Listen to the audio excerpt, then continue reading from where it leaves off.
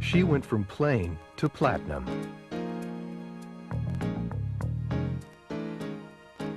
She brought glamour back to the runway. She's elegant, yet casual. Sophisticated and silly. She's an ever-changing chameleon at work and play. Meet the blonde angel, Nadja Auermann, next on Model.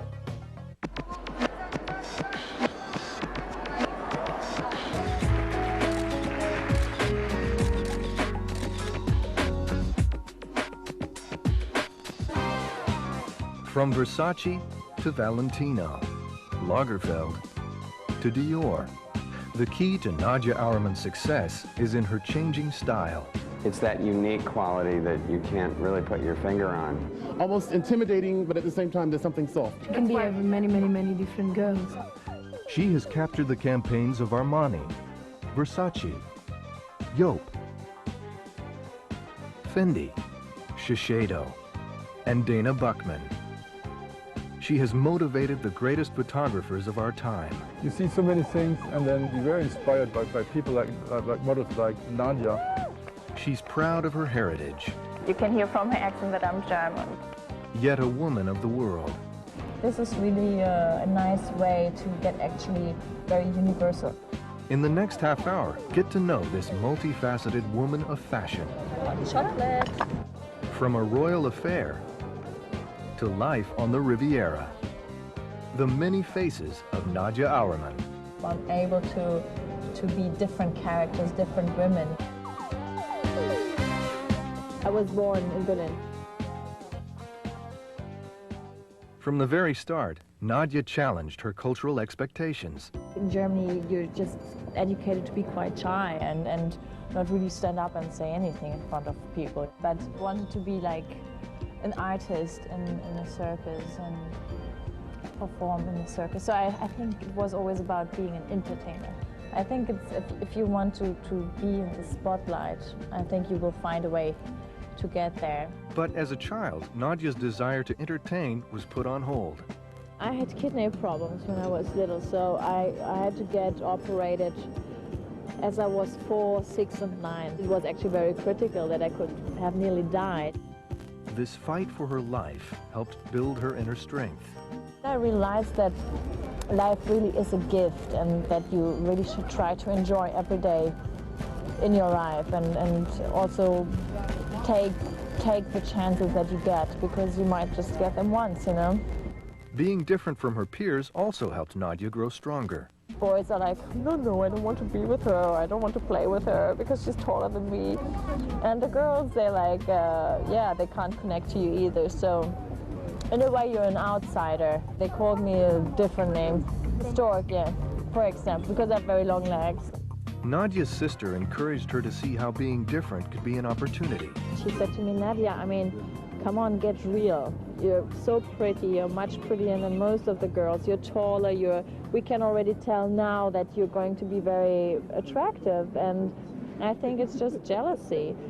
And you should become a photo model. And that's exactly what happened.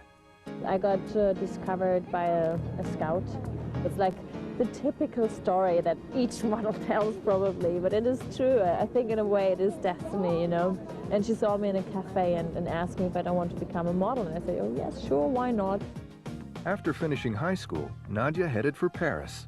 The first week I got there at like 10 castings a day. I lived in the metro, as we can say. It was really like from 8 o'clock in the morning until like 10 or something, on the run to see photographers, designers, to introduce myself to people. From the beginning, Nadja was determined to succeed. I think if you give a lot in the beginning, then at the end it pays off. As a model, you have to work hard as well. You have to be disciplined, you have to be on time, I think, and you have to work hard to get successful.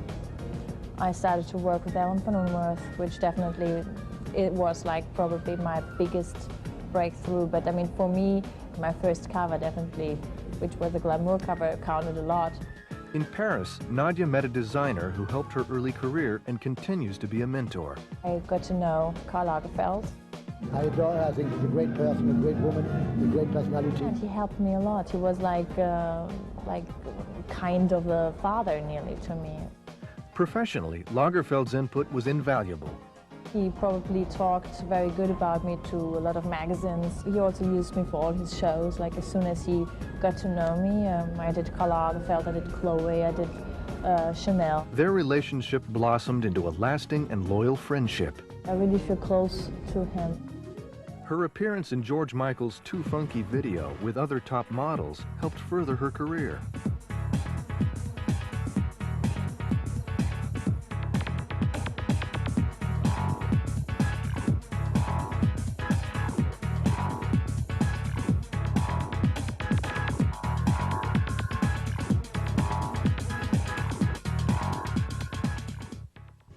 To set herself apart, Nadja came up with an idea. A unique modeling style. The Bal de la Rose. And life in Monaco. When I come home to Monaco, it's like I'm recharging my batteries. Nadja Auermann, next on Model.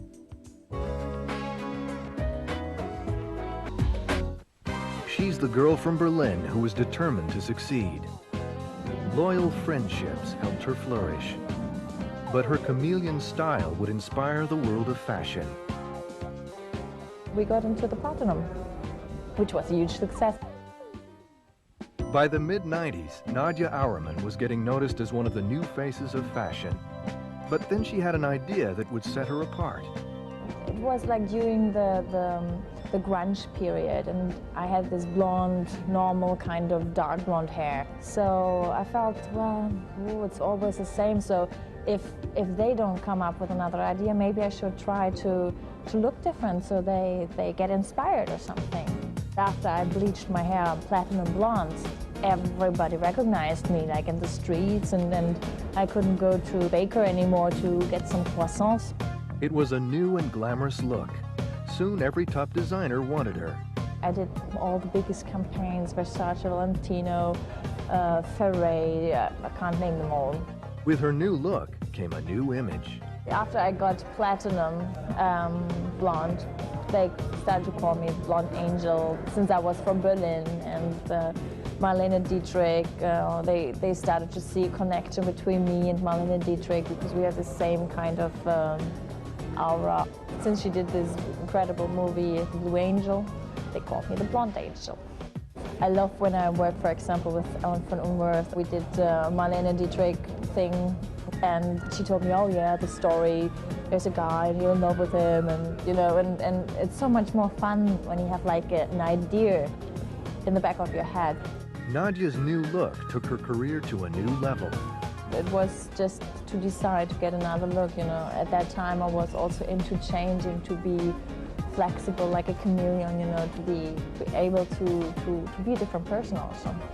This was the beginning of her signature chameleon style. You have to do something also to not make people get tired of you. So then I cut my hair, and then I changed into darker, and I cut it really short. The fashion world embraced her many looks, but something else made her stand out. She has the longest legs in history of modeling, I think. Yes, my legs are certainly very long. It's like one of the most important parts of my body. You know, in Germany, I don't think that people are really like so into legs, but French people, for example, they really love legs, which I think is cool, since I've got some good ones. And yeah, it helped me a lot. Nadja's legs took her far on the runway, but it was her personality that gave her depth in photos. She can express things really, really incredibly strong. And feelings, she can just express feelings. It's like more acting than doing stills in a way. The idea of being a model was also to be a different character in every session I'm doing. Nadja's ability to change made her a muse for top photographers. We're very inspired by people like models like Nadja. I'm very lucky that I worked with the biggest photographers of all time. And Richard Avedon for me was like one of my biggest heroes in photography. Yeah, exactly. That's Stephen Meisel for American Vogue.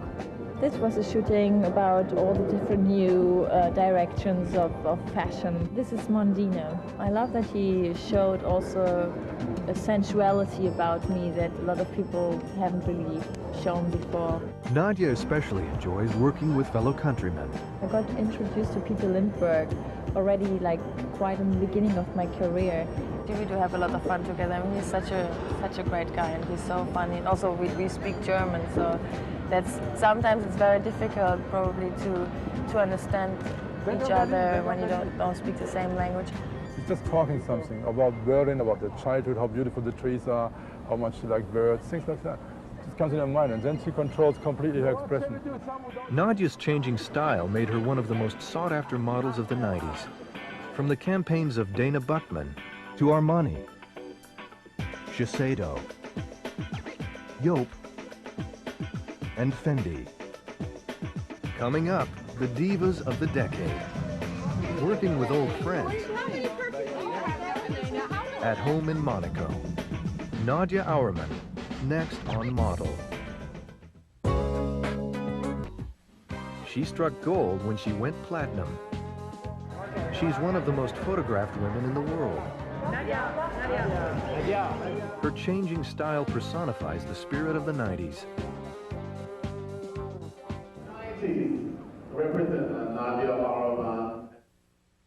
The Bal de la Rose celebrates the 50-year reign of Monaco's Prince Rainier.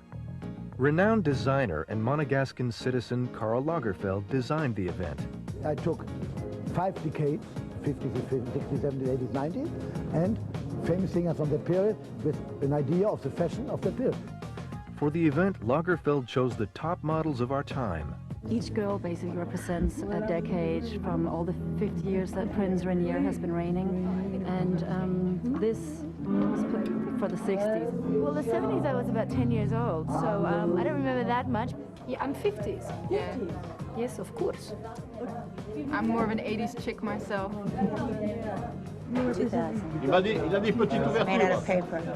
For Lagerfeld, the model who most represents the 90s is Nadja.